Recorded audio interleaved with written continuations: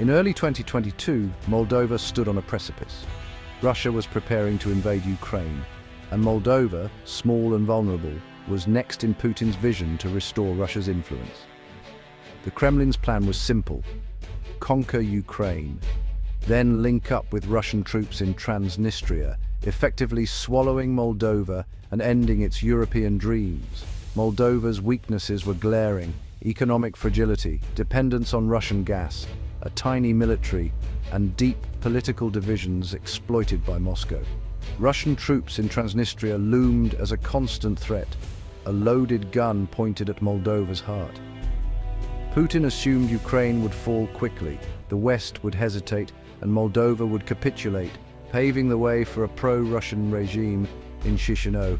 But he underestimated the Moldovan people and their reformist government, led by President Maia Sandu, who refused to be paralyzed by fear. Instead of preparing for a hopeless military fight, Moldova braced for a battle of resilience, diplomacy, and strategic patience. The world saw a pawn, but Moldova was about to prove that resolve and strategy could matter more than size. The stage was set for a confrontation that would test the limits of Russian power. Moldova's modern troubles are rooted in its history as a land caught between empires. Soviet annexation in 1940 led to Russification and planted the seeds for future conflict. As the USSR collapsed, Moldova embraced its Romanian identity, alarming Russian speakers in Transnistria, who declared independence in 1990. Backed by Russia's 14th Army, Transnistria fought a brief war in 1992, resulting in a frozen conflict and a de facto state unrecognized by anyone. For 3 decades, Transnistria has been a Soviet relic, propped up by Russian troops and notorious for smuggling and corruption. Russia's military presence gives it leverage to destabilize Moldova and block its Western ambitions. The conflict drains Moldova's resources and fuels political instability, with pro-Russian parties using it to argue against EU and NATO ties. Russian influence permeates Moldova's media, politics, and economy, trapping the country in a cycle of dependency and division. It's a classic Kremlin strategy: maintain control by engineering instability on its borders. On February 24, 2022, Russia invaded Ukraine. In Chisinau, fear was palpable. The war was now next door. Russia's plan was to seize Odessa, then create a land corridor to Transnistria, putting Moldova in immediate danger. The Moldovan government braced for false flag operations and even a possible airborne assault on Chisinau's airport. Instead of panic, Moldova responded with compassion, opening its doors to over 100,000 Ukrainian refugees, Europe's highest per capita. This act of solidarity was a political statement. Moldova stood with Ukraine, defying Moscow. Behind the scenes, President Sandu's team worked tirelessly with Western partners, exposing Russian disinformation and securing energy supplies. Moldova knew it couldn't win a conventional war, so it focused on resilience and reform. The fear of invasion became a catalyst for action, not paralysis. Moldova accelerated reforms, strengthened institutions, and anchored itself to the West. The expectation of a swift Russian victory turned into a race for survival. Moldova's quiet defiance was reshaping its destiny.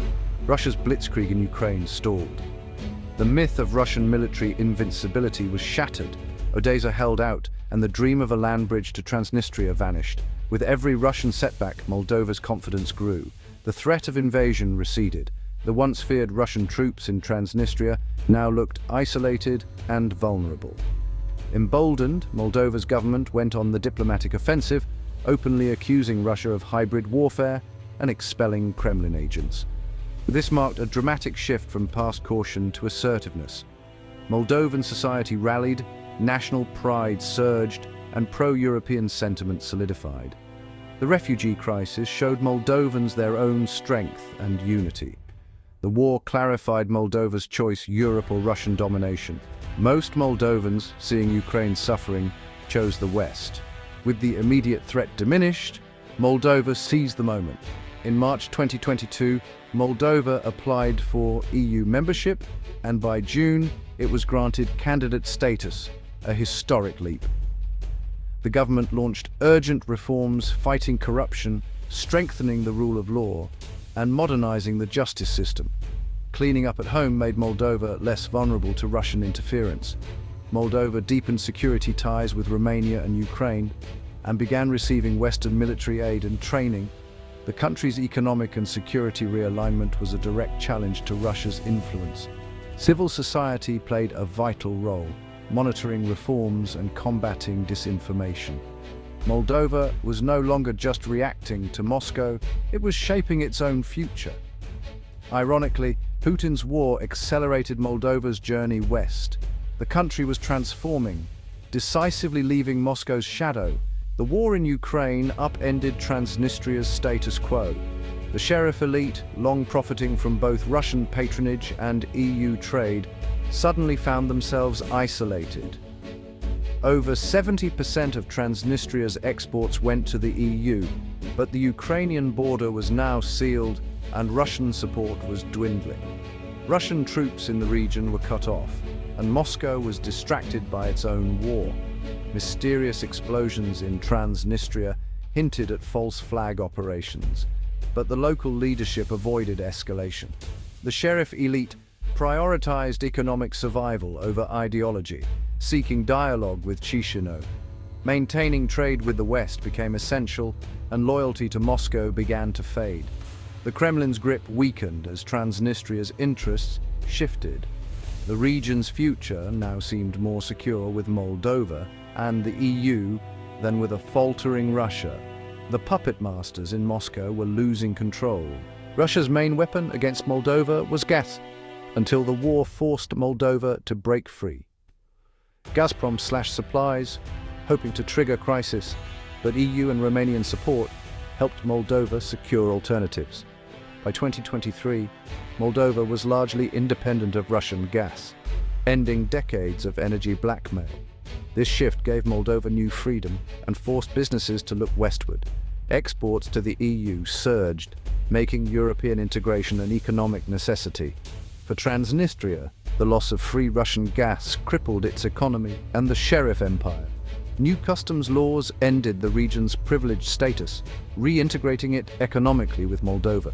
The Kremlin's economic weapon backfired, weakening its own proxy. Moldova's energy independence was a game-changer. The country was no longer hostage to Moscow's pipelines. The Ukraine war showed that small, modernized forces can defeat outdated Soviet armies. Moldova began transforming its military, fewer conscripts, more professionals, and a focus on mobility and intelligence. Western partners provided equipment, training, and support, making Moldova a tougher target. The Russian troops in Transnistria, isolated and poorly supplied, became a liability for Moscow. The massive Kobasna ammunition depot, once a threat, now posed more risk to Russia than to Moldova. Moldova's security reforms and NATO partnerships created a new deterrent. The country was no longer a military vacuum. Moldova adopted a porcupine defense, too painful to attack. The Kremlin could no longer count on Moldova as an easy target. The small nation had grown quills. Moldova's transformation was a twist Putin never saw coming.